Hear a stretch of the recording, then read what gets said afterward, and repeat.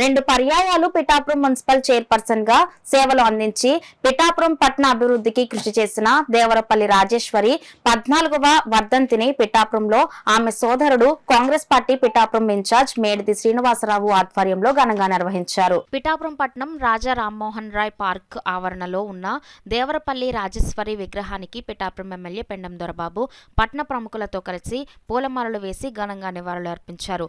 అదేవిధంగా జనసేన పార్టీ పిఠాపురం నియోజకవర్గ incharge Tangella Uday Srinivas, Janasena party నాయకుడు డాక్టర్ పిల్లా శ్రీధర్ దేవరపల్లి రాజేశ్వరి విగ్రహానికి పూలమాలలు వేసి ఘనంగా నివాళులు అర్పించారు. ఈ సందర్భంగా దేవరపల్లి రాజేశ్వరి చేసిన సేవలను పలువురు కొనియాడారు.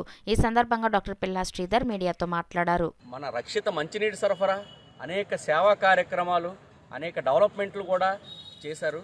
ఆవిడ మహిళలకే కాకుండా పిఠాపురం నియోజకవర్గానికి కూడా మంచి ఆదర్శ మహిళ కింద ఆవిడ నిలబడ్డారు.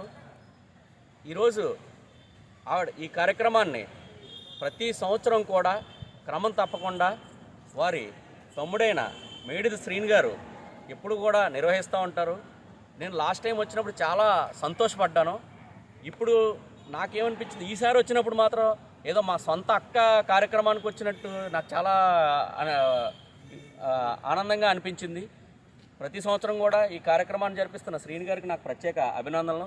అదేవిధంగా అటువంటి మహోన్నత వ్యక్తిని కనిన వారి నాన్నగారికి కూడా ప్రత్యేక కృతజ్ఞతలు.